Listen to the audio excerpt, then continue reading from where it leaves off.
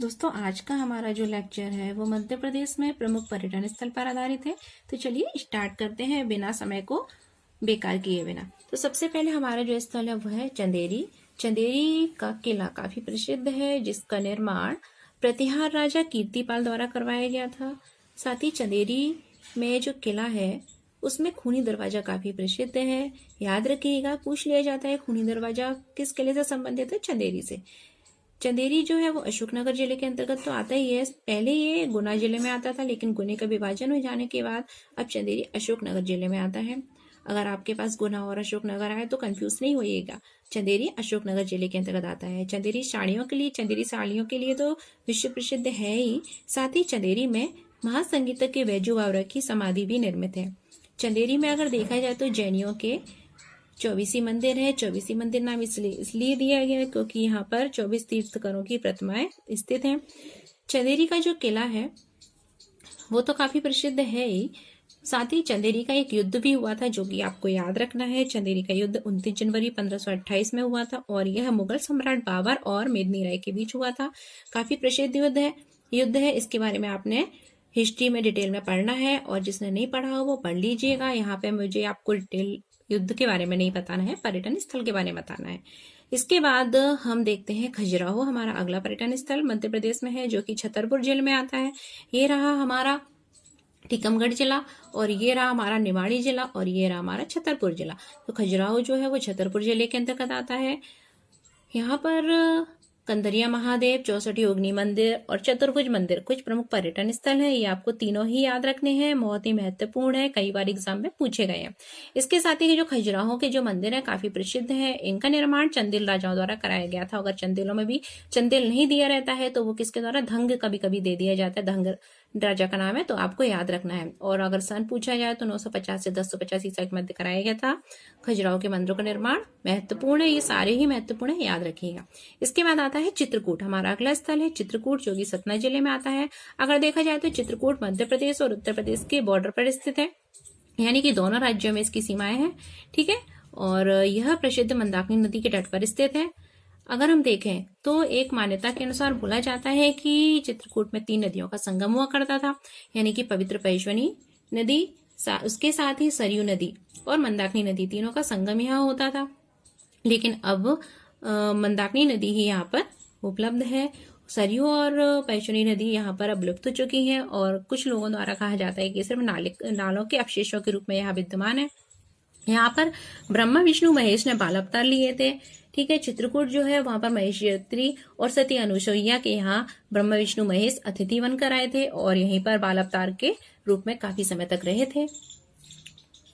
इसके साथ ही यहाँ पर कुछ दर्शनीय स्थल में भरतकूप, रामघाट, गुप्त गोदावरी, हनुमान धारा और जानकी कुंड काफी प्रसिद्ध है। इसके बाद हमारा अगला स्थल है वो है भरतूत।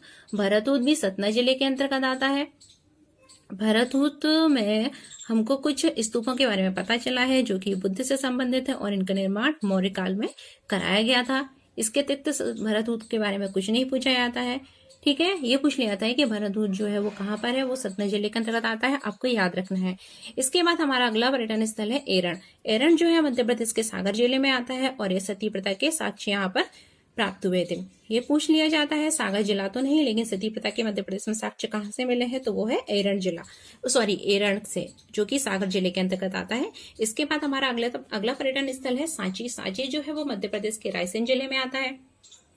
यहाँ पर 3 स्तूप हैं जो कि बुद्ध से संबंधित हैं। ठीक है, और यहाँ पर जो स्तूप हैं तो इन स्तूपों के तोरण द्वार पर बुद्ध के जीवन की जन्म से मृत्यु तक की कथाएं अंकित हैं। ठीक है, तो ये स्तूप काफी प्रसिद्ध है। इसके साथ ही इन स्तूपों में से एक स्तूप में जो बुद्ध थे उनके शिष्य थे, जिनका नाम था महामोदलायन, और शारिपुत्र के अस्थि अवशेष एक मंजूषा में रखे हुए हैं। साथ ही बुद्ध के कुछ अवशेष भी रखे हुए हैं। ठीक है, तो आपको ये याद रखने हैं। ये सांची के बारे में काफी महत्वपूर्ण पर्यटन स्थल है, कई बार पूछा जाता है। इसके बाद है भीमबेटका। भीमबेटका जो है वो भी मध्य प्रदेश के रायसेन जिले के अंतर्गत आता है।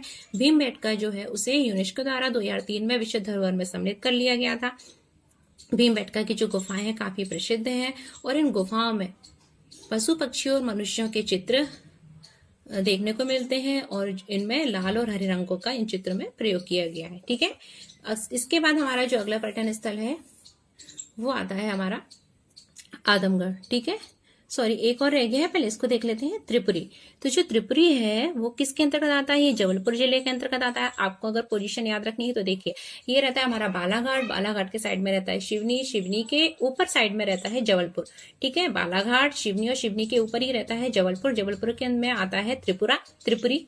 त्रिपुरा याद नहीं रखी, त्रिपुरा अलग है, ये त्रिपुरी है, मेरी टंग भी थोड़ी स्लिप हो गई थी। तो त्रिपुरी, त्रिपुरी जो है वो जबलपुर जिले में आता है। और ये नर्मदा नदी जबलपुर से होकर बहती है, तो ये नर्मदा तट पर स्थित है। यहाँ पर सातवाहनों के समय के सिक्के प्राप्त हुए हैं। इसके साथ ही यहाँ पर कुछ अवशेषों के रूप में आहत सिक्के मिले हैं, जिन्हें पंचमार्क सिक्के भी बोलते हैं।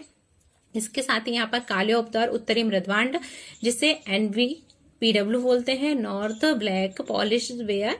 साथ ही यहाँ पर कुछ जो बुद्ध विहार है, 2 बुद्ध विहारों के अवशेष भी यहाँ पर प्राप्त हुए हैं।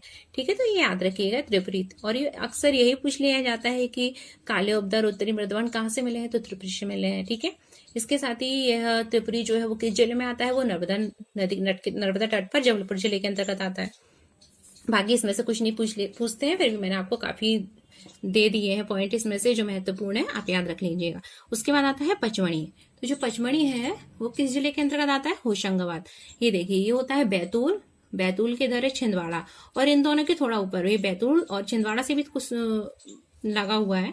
ठीक है, यहाँ पर आता है हमारा क्या? होशंगाबाद। होशंगाबाद ये बैतूल और थोड़ा सा इधर छिंदवाड़ा को भी टच करता है, यह होशंगाबाद है। होशंगाबाद के अंतर्गत हम 2 स्थल के बारे में पढ़ेंगे, एक है आदमगढ़, दूसरा है पचमढ़ी। तो सबसे पहले देख लेते हैं पचमढ़ी। पचमढ़ी जो है होशंगाबाद में आता है, इसे पर्यटकों का स्वर्ग कहते हैं।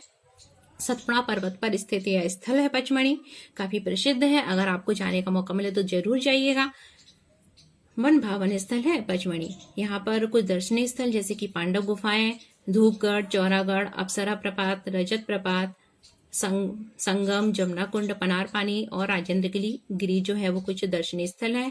और जो पांडव गुफाएं हैं, ऐसा बोलते हैं कि पांडव यहाँ पर रहे थे वनवास के दौरान। जो पांडव थे वो यहाँ पर, जब उनको 12 वर्ष का वनवास मिला था, तो पांडव यहाँ पर आए थे और यहाँ रुके थे, इसलिए इन गुफाओं को पांडव गुफाएं कहते हैं। और इनकी खोज जो थी वो कैप्टन 4 गाइस द्वारा की गई थी। अब कहीं कहीं गाइस ना रहकर कैप्टन 4 ही दिया रहता है, तो याद रखिएगा।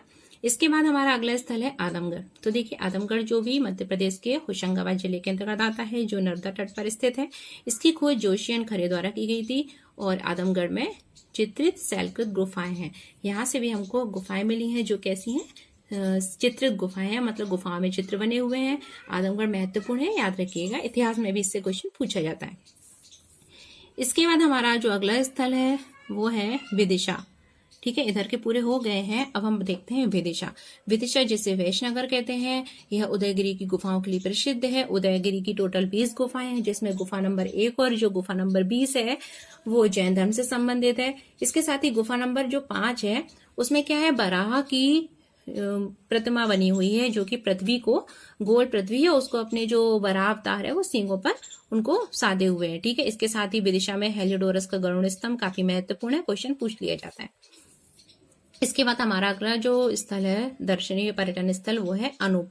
तो अनूप, इसे हम महेश्वर भी कहते हैं। वर्तमान में महेश्वर का जो क्षेत्र है वो अनूप कहलाता था। ये नर्मदा तट पर स्थित, अगर देखा जाए तो ये खरगोन जिले में आता है। किस जिले में आता है? ये खरगोन जिले में आता है। ये रहा हमारा खरगोन जिला, जिसे हम पश्चिमी निमाड़ कहते हैं। ये रहा हमारा पूर्वी निमाड़, जो खंडवा जिला होता है, और नीचे होता है बुरहानपुर, याद रखिएगा। तो ये आता है खरगोन जिले में आते हैं। पूरा नर्मदा टोली भी अभी खरगोन में ही हम देखेंगे। तो अनूप महेश्वर ये खरगोन जिले के अंतर्गत आता है, नर्मदा तट पर स्थित है। इसके बाद हमारा अगला स्थल है जो है नर्मदा टोली। नर्मदा टोली भी खरगोन जिले में आता है। यहाँ पर ताम्र पाषाणकालीन सभ्यता के अवशेष प्राप्त हुए हैं, साथ ही यहाँ पर अनाज के भी अवशेष मिले हैं। ठीक है, याद रखिएगा। इसके बाद अगला महत्वपूर्ण स्थल जो है वो है मांडू। मांडू जो है ये किस जिले में आता है? तो देखिए, ये जो है हमारा ऊपर की साइड, ये जो है हमारा ऊपर की साइड झाबुआ, और झाबुआ के नीचे है अलीराजपुर। अलीराजपुर के सामने आता है धार, और धार के अंतर्गत आते हैं मांडू और बाकी गुफाएं, दोनों धार जिले में आते हैं। सबसे पहले हम देख लेते हैं मांडू। मांडू जिसे कि सिटी ऑफ जॉय भी कहते हैं, यानी कि हर्ष का नगर भी बोलते हैं, इसे सादियाबाद भी कहते हैं। ये क्वेश्चन पूछ लिए जाते हैं, याद रखिएगा, काफी महत्वपूर्ण है मांडू। यह विंध्याचल पहाड़ियों पर स्थित है, धार जिले में आता है। मांडू जो है रानी रूपमती और बाज बहादुर की प्रेरणा गाथाओं के लिए काफी जाना जाता है। मालवा के जो अंतिम शासक सुल्तान हुआ करते थे बाज बहादुर। इसके साथ ही यहाँ पर कुछ दर्शनीय स्थल जो है महत्वपूर्ण है वो है जहाज महल, हिंडोला महल, रानी रूपमती महल, दाई का महल, अशरफी महल, होशंगाबाद का मकबरा होशंग शाह का मकबरा, नीलकंठ लोहानी की गुफाएं और चंपा बावड़ी। ये काफी महत्वपूर्ण है जिसमें लोहानी गुफाएं याद रखिएगा। साथ ही जो होशंग शाह का मकबरा है वो भारत में संगमरमर की पहली इमारत है जो कि बनाई गई थी, याद रखिएगा। साथ ही ये सारे रानी रूपमती, हिंडोला, दाई और अशरफी ये भी महत्वपूर्ण है, पूछ ले जाते हैं, ठीक है। उसके बाद हमारा अगला जो महत्वपूर्ण पर्यटन स्थल है वो है बाकी गुफाएं। बाकी गुफाएं जो है वो भी धार जिले में आता है और इसकी खोज डेंजर फील्ड द्वारा की गई थी, याद रखना। ये पूछ लिया जाता है इसकी खोज किसने की थी। यह बागमती नदी के किनारे स्थित है तथा विंध्य जो पर्वत श्रृंखला है उनको काटकर इसका निर्माण किया गया था। ये गुफाएं जो है वो अजंता एलोरा की जो गुफाएं हैं महाराष्ट्र जिले के अंतर्गत आती हैं, अजंता की गुफाओं के समान है और यह बुद्ध से ही जो हीनयान संप्रदाय है उससे संबंधित है, बुद्ध से संबंधित है, हीनयान से संबंधित है। यहाँ पर 9 गुफाएं हैं जिनमें से 4 गुफाएं या शेष है। यहाँ पर 9 गुफाएं हुआ करती थी, ठीक है। 9 टूटी फूटी अवस्था में होंगी और जो अभी शेष गुफाएं हैं वो सिर्फ 4 ही गुफाएं, ठीक है। तो ये हो गया हमारा बाकी गुफाएं, याद रखिएगा, पूछ लिया जाता है। ये काफी पूछा जाता है कि ये हीनयान बौद्ध धर्म से संबंधित है और अजंता के समान गुफाएं मध्य प्रदेश में कौन सी है, तो वो है बाकी गुफाएं। इसके बाद हमारा जो अगला महत्वपूर्ण स्थल है वो है उज्जैन। तो जो उज्जैन है काफी पवित्र स्थल है। उज्जैन जो है वो क्षिप्रा नदी के तट पर स्थित है और इसे पवित्र नगरी भी बोला जाता है। उज्जैन में महाकालेश्वर मंदिर, जंतर मंतर, सांदीपनी आश्रम, बृहदहरि गुफाओं के लिए प्रसिद्ध है। अगर आप देखें तो जो सांदीपनी थे वो कृष्ण जी के गुरु हुआ करते थे। इसके साथ ही बृहदहरि जो है वो यहाँ के राजा हुआ करते थे, ठीक है, जिन्होंने बाद में क्या लिया, बाद में उन्होंने अपने राजपाट को त्याग दिया। इसके साथ ही यहाँ पर कुछ दर्शनीय स्थलों के अंतर्गत ये सब दर्शनीय स्थल हो गए। इसके साथ ही यहाँ पर कुछ अवशेष मिले हैं मौर्य काल से संबंधित, जिनमें मिट्टी के बने खिलौने, कूप, भांड और आहा सिक्के, जिनको हम पंचमार्ग सिक्के ही बोलते हैं, वो भी हमको प्राप्त हुए हैं और ये सब किस समय से संबंधित है, मौर्य काल से संबंधित है।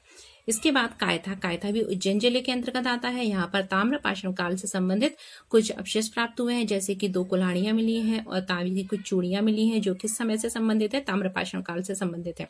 तो ये हो गया हमारा मध्य प्रदेश के कुछ प्रमुख पर्यटन स्थल के बारे में। तो इसमें से कोई भी क्वेश्चन बाहर नहीं जाएगा।